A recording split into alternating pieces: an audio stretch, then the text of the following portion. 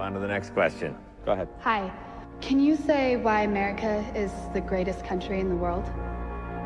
Why is America not the greatest country in the world, Professor? That's my answer. You're saying... Yes.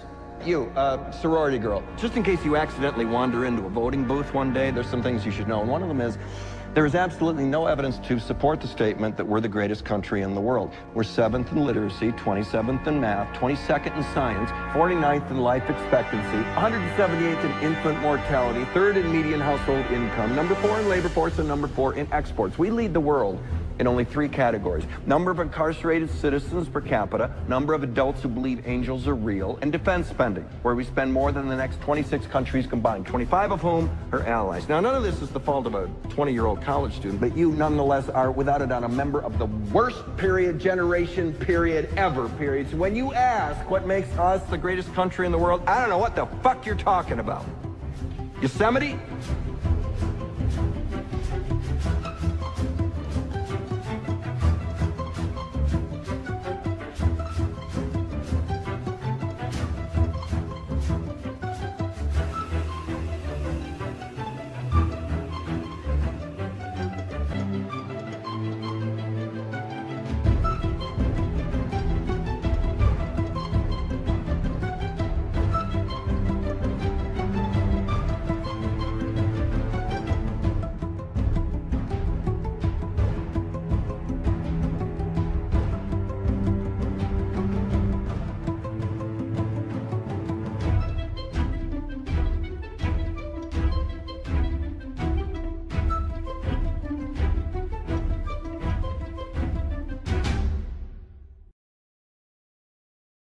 Agenda is to create a one-world government, and the goals of the banking industry, not just the Federal Reserve System, but the private banks in Germany and England, all over Italy, all over the world, they all work together.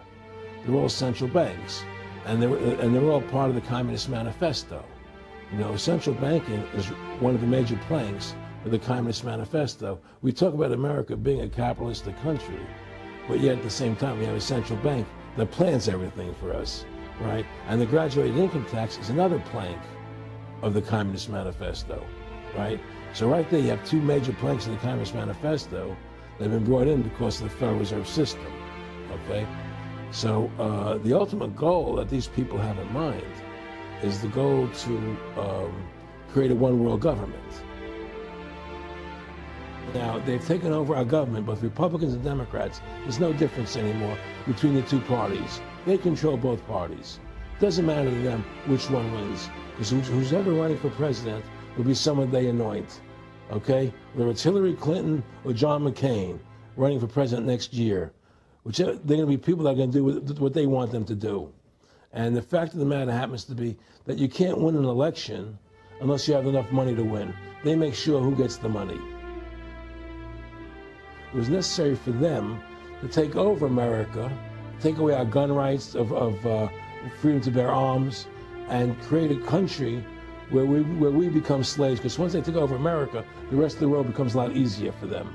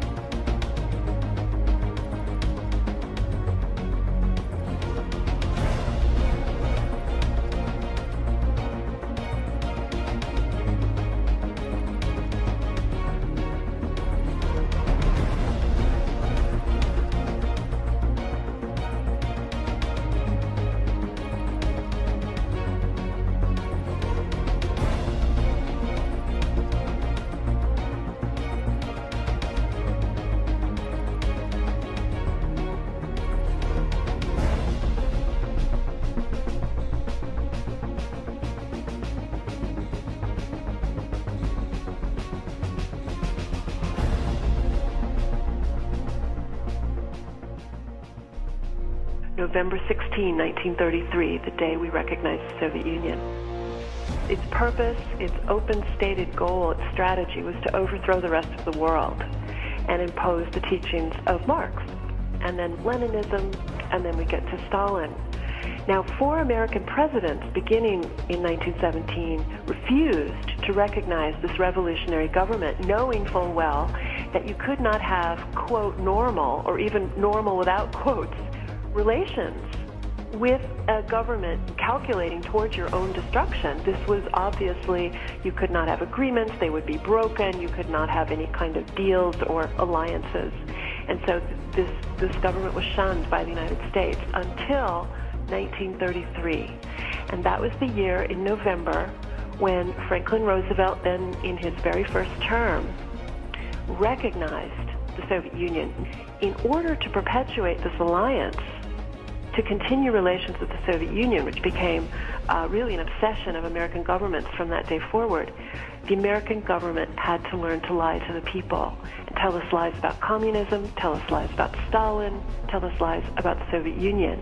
And I think in some way, these ills that we see in our culture today, I think have their roots in this relationship that Roosevelt himself believed in, convergence.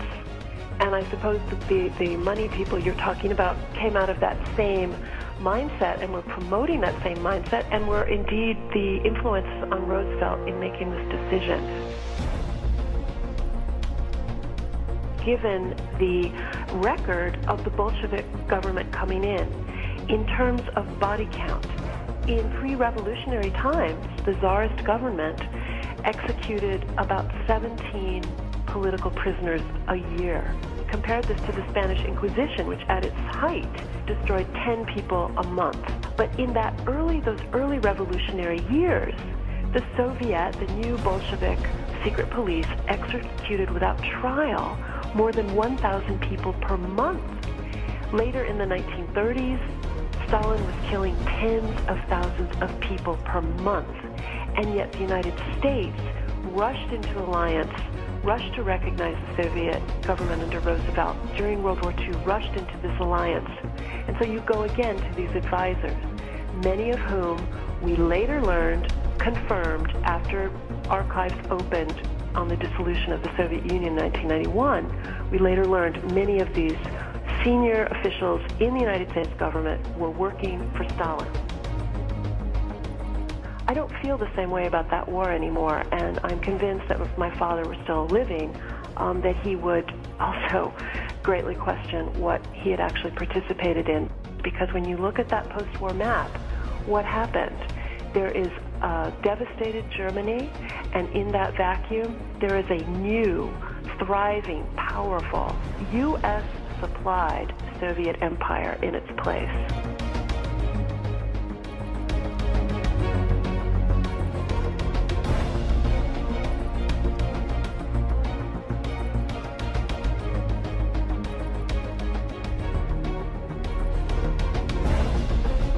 I think most Americans would tell you they're still living in a capitalist free country with all manner of liberty. The brainwashing, the conditioning that has been so successful and has demoralized us is definitely bringing us to this point of a certain kind of tyranny. It does not have, at this point, does not have the gulag, it's not have people knocking at the door with guns yet. It does, however, make examples of truth tellers. It makes examples of people who cross the line, and this has served to tyrannize us. And we are experiencing this, and yet you ask most people, they'll say we won the Cold War. Well, I say, look, 100 million dead after the communist century, and Republicans who have the majority in Congress cannot muster the votes to repeal and defund socialized medicine. Who won the Cold War?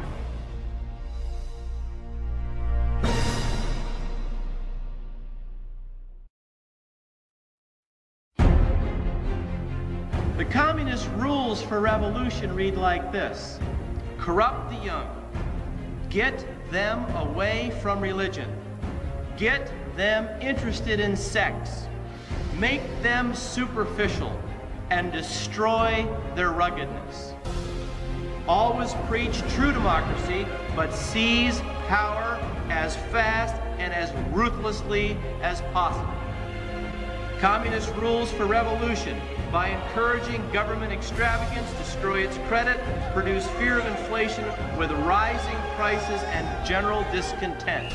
Promote abortion, homosexuality, lesbianism, witchcraft, cause the restriction of all firearms on some pretext with a view of confiscating them and leaving the population helpless. That is communism. Let me tell you what communists do. You want to know when you've got a communist? This was the plan passed from Joseph Stalin to various communist district organizers in helping America self-destruct. Religion, discredit all Christian creeds. What do we got today? We've got occult cartoons, occult in the bookstores, and occult movies and occult videos. In the ethical area, corrupt morality by advocating promiscuity and degenerate perversion. During the early part of Bill Clinton's administration, under Jane Alexander, American taxpayers financed a 3-foot mound of synthetic excrement, a sculpture of 2 women engaging in oral sex, a film actually showing one man pushing his head into another man's rectum, a photo of a man with a bullwhip in his rectum, a film depicting Jesus Christ as a topless woman. Wake up! This is communism! The very word secrecy is repugnant in a free and open society. And we are, as a people, inherently and historically opposed to secret societies, to secret oaths, and to secret proceedings. We decided long ago that the dangers of excessive and unwarranted concealment of pertinent facts far outweighed the dangers which are cited to justify it. Even today, there is little value in opposing the threat of a closed society by imitating its arbitrary restrictions. Even today, there is little value in ensuring the survival of our nation if our traditions do not survive with it. And there is very grave danger that an announced need for increased security will be seized upon by those anxious to expand its meaning to the very limits of official censorship and concealment. That I do not intend to permit to the extent that it's in my control. And no official of my administration, whether his rank is high or low, civilian or military, should interpret my words here tonight as an excuse to censor the news, to stifle dissent, to cover up our mistakes, or to withhold from the press and the public the facts they deserve to know. For we are opposed around the world by a monolithic and ruthless conspiracy that relies primarily on covert means for expanding its sphere of influence, on infiltration instead of invasion, on subversion instead of elections, on intimidation instead of free choice, on guerrillas by night instead of armies by day. It is a system which has conscripted vast human and material resources into the building of a tightly knit, highly efficient machine that combines military, diplomatic, intelligence, economic, scientific, and political operations. Its preparations are concealed, not published. Its mistakes are buried, not headlined. Its dissenters are silenced, not praised. Its dissenters are silenced, not praised. Its dissenters are silenced. Its dissenters are silenced. Its dissenters are silenced.